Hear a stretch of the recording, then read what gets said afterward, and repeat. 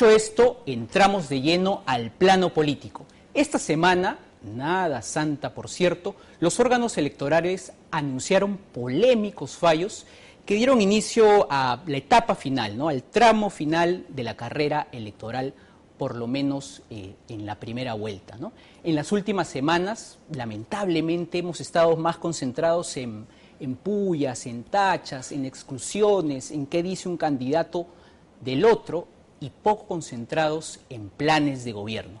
Por esta razón, y a solo 2 semanas del día de las elecciones, sepa usted qué proponen Keiko Fujimori por un lado y Pedro Pablo Kuczynski por el otro, para combatir 2 temas precisos. 1, la inseguridad ciudadana, y 2, el adormecimiento de nuestra economía. Hemos tomado a los 2 primeros candidatos porque ellos aparecen en las llamadas fotos del momento en el primer y en el segundo lugar. La nota a propuesta limpia es de Karina Noboa y Walter Jiménez.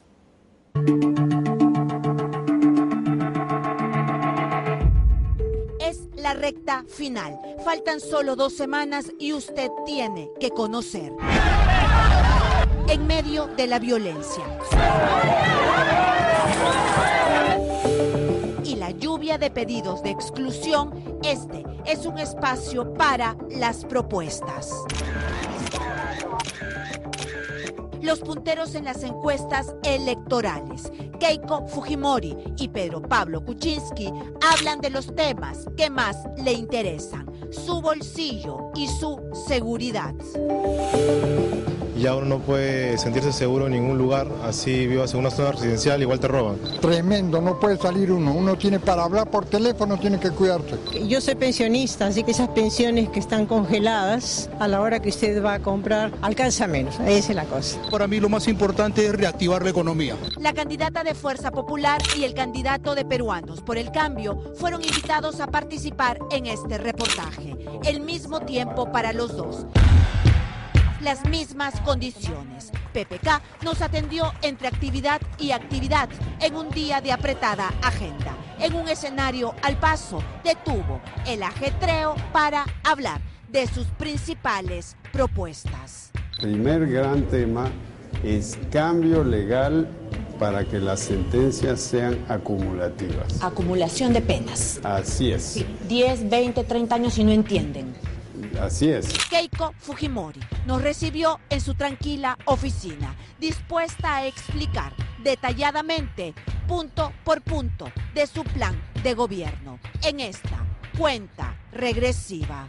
El primer año de un futuro gobierno de Fuerza Popular empezaremos a sentir ya cambios drásticos y empezaremos a notar mucha más tranquilidad en las calles y en los barrios. Todo lo que usted necesita saber de boca de los candidatos con más posibilidades de llegar a la meta, según la foto en este momento, aquí en Panorama.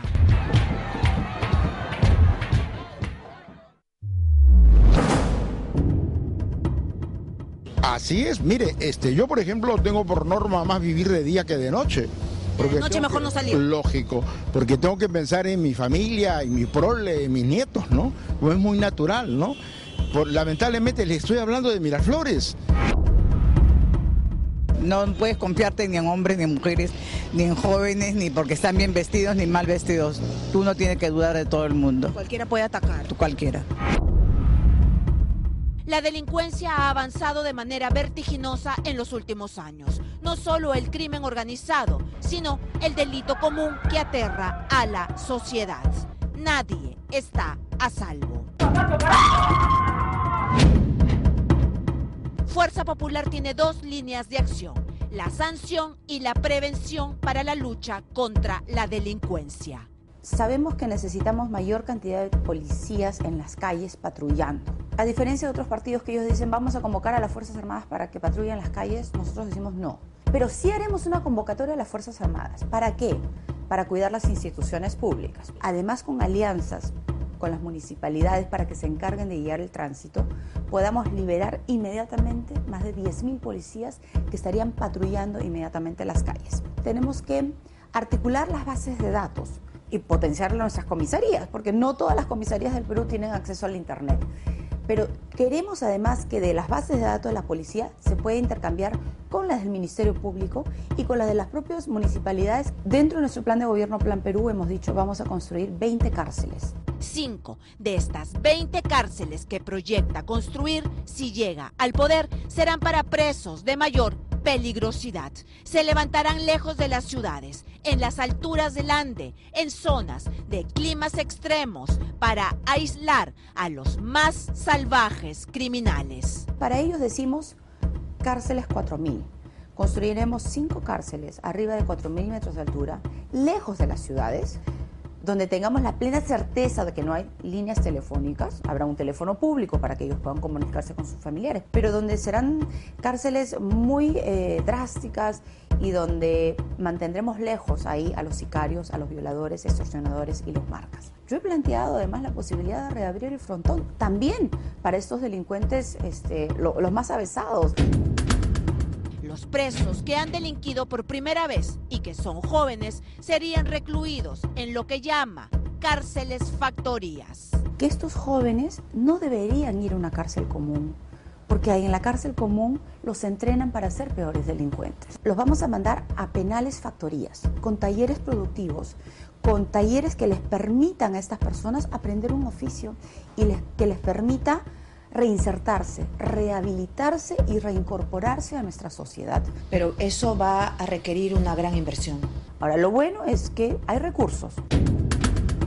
El plan de gobierno contempla como segundo eje la prevención del delito mediante educación y oportunidades para jóvenes. Dar incentivos tributarios a las empresas que contraten más jóvenes. Les vamos a dar un premio. De esta manera generaremos una demanda laboral juvenil. Pero eso se parece a la ley Pulpín. No, al contrario. En este caso, todos los beneficios se mantienen. Lo que vamos a hacer es premiar a la empresa que contrate más jóvenes. Peruanos por el Cambio ofrece de llegar al gobierno incrementar el presupuesto del Ministerio del Interior en un punto del PBI para reducir la delincuencia.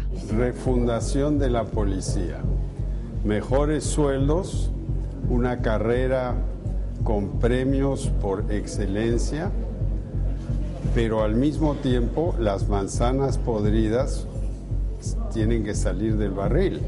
Reforma de la Fiscalía y del Poder Judicial. Tenemos muchos casos de gente que no se entiende cómo los sueltan cuando los han agarrado con la mano en la masa, ¿no? Y eso pasa por cambiar el sistema del Consejo Nacional de la Magistratura, porque lo que está haciendo eso es asegurar la mediocridad.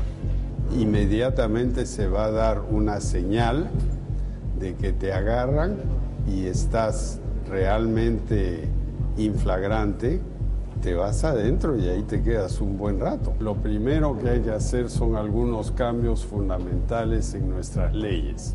Las penas carcelarias deben ser acumulativas. Acumulación de penas y solo indultos presidenciales humanitarios. Yo no voy a dar indultos, al menos de que sean casos de humanitarios terribles, de gente que se está muriendo, sobre todo no para narcotraficantes. Miren, los narcotraficantes es gente que genera crimen en las calles. Corrupción, punto clave poco abordado por los candidatos. Con los mismos corruptos de siempre, parece imposible el cambio que se necesita. Ahora la menudencia sale más rápido que el pollo. ¿Cuántos pollos vendía antes? Bueno, antes 40, 45 pollos. ¿Y ahora? Ahora no, ahora son 25, 30. La mitad. Claro. Aspiramos a retomar nuevamente los crecimientos de un promedio de 6%, como ha ocurrido en los últimos 15, 20 años. ¿Se puede con este contexto internacional distinto? Sí se puede. Nosotros hemos planteado invertir en infraestructura competitiva, que el Perú se conecte, e infraestructura social. Planificamos para eso utilizar parte del Fondo de Estabilización Fiscal, más de 10.000 millones de soles, que permita que hacer las carreteras de mayor penetración y mayor conectividad. Hoy, de Tumbes a Tacna, deberíamos tener una carretera de doble vía. Pero me habla de financiar todos estos proyectos con el Fondo de Estabilización. ¿No se creó el Fondo de Estabilización para otra cosa? Cuando usted lo dijo en el CADE, le llovieron las críticas. Se creó este fondo para un caso de emergencia y estamos viviendo una emergencia. El Perú necesita crecer. El crecimiento genera mano de obra y la mano de obra genera calidad de vida para las personas. La titulación es el primer paso para las urbanizaciones populares y luego invertir fuertemente en agua, alcantarillado, pistas y veredas. El bolsillo de la gente se ha resentido en los últimos tiempos. Alcanza menos el dinero a la hora de ir al mercado. La subida del dólar ha hecho que el pollo se dispare y que todos sientan el impacto. Aquí lo que tenemos que hacer es un llamado al Banco Central de Reserva, que es quien maneja nuestra política monetaria. Pero creo que necesitamos tomar una acción mucho más agresiva para poder frenar este crecimiento del dólar. Y bajar. Así es. Para reactivar la economía y generar trabajo, plantea un nuevo régimen para la mediana y pequeña empresa. Primero, tributación cero. Los 2 primeros años de una MIPE no debe pagar al Estado. Y a partir del segundo año recién habrá un pago progresivo de sus impuestos. Y lo que planteamos también es un cambio de chip. Hoy los funcionarios de la SUNAT reciben un bono, un incentivo por cerrar una empresa, por poner una multa. O sea, hay un incentivo perverso de perseguir a las empresas. Eso hay que cambiarlo. Tenemos que quitar ese bono. Y lo que hay que hacer es dar un bono cuando un funcionario de la SUNAT capacita a una empresa, cuando lo ha ayudado a una empresa a salir de su problema. ¿Y el IGB se puede bajar? El IGB sí se podría bajar, pero sería muy irresponsable de mi parte anunciar una reducción, porque no sabemos cómo va a estar la economía el día 28 de julio. Recién en ese entonces podremos tener un panorama mucho más claro. Inversión en infraestructura, aumento del sueldo mínimo, reducción del IGB y 3 millones de nuevos empleos en un eventual gobierno de Peruanos por el Cambio. Tenemos que revivir, resucitar la inversión pública, sobre todo en proyectos pequeños, desparramados por todo el país. Son decenas de miles de pequeños proyectos que rápidamente le darían un impulso a la economía. Segunda cosa fundamental es tener un plan para ayudar a las pequeñas empresas, que son de lejos la gran mayoría en el Perú, para que se vayan formalizando y accediendo al crédito. Al hacer eso, ellas van a hacer inversiones pequeñas, pero miles y miles de inversiones, y vamos a empezar a ver una recuperación. Impuesto a la renta reducido de 26 a 10% por 10 años, a cambio de formalización y beneficios por colocar al trabajador en planilla. ¿A cuánto podemos crecer? Yo creo que al cabo de un año podemos estar alrededor de 5%, pero va a tomar un año, no el primer día, porque eso también son cuentos. 5% de crecimiento, a diferencia de Keiko Fujimori y Alan García, que estiman un crecimiento del 6%. Acuña ofrecía elevarlo al 7% anual, casi el doble del registro actual. Y yo creo que se puede, dentro de un plan de facilitación a las pequeñas empresas para que se formalicen, ir bajando el IGB 1 punto por año hasta 15. Con una economía que crece, con los proyectos de agua potable, con los proyectos de reconstrucción de colegios, eso va a generar un montón de trabajo. Nosotros pensamos que al año se pueden crear 600,000 trabajos formales. O sea, en un periodo gubernamental, 3 millones de puestos de trabajo. En el primer año de gobierno se compromete a elevar el sueldo mínimo de 750 a 850 soles y empezar con la inversión social, agua y colegios de calidad.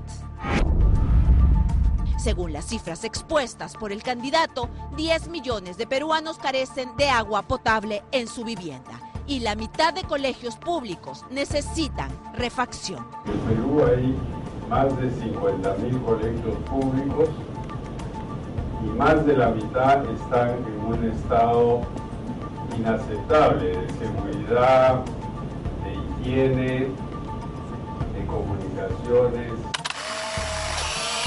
PPK fue invitado a la Facultad de Economía de la Universidad Mayor de San Marcos. Los chicos hicieron varias preguntas. También este grupo de hombres y mujeres recién llegados de Tambobamba, en Apurímac, se oponen al proyecto Las Bambas. ¿Qué va a hacer usted con los territorios más ricos del Perú, en cual nosotros somos menos legítimos?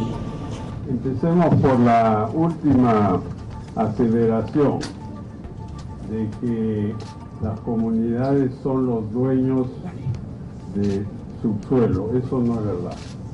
O sea, es así de simple. Hay que leer la Constitución del Perú. El Estado es el dueño del subsuelo. Entonces, bajo los reflectores, el complejo tema de los proyectos extractivos paralizados, que empujarían las cifras macroeconómicas del país. Ambos candidatos son cautos. Por ahora parece que para los aspirantes punteros, Tía María y Conga no van. Tenemos que entender que un proyecto de inversión se tiene que dar en armonía Estado, comunidad y empresa privada. Si no existe esta armonía, es imposible realizar un proyecto de inversión. Nuestro planteamiento es debemos tener minería ambientalmente aceptable y eso tiene mucho que ver con el agua. Tenemos que industrializar la minería. Son las propuestas que usted debe conocer antes de elegir para emitir un voto informado, como siempre debería ocurrir.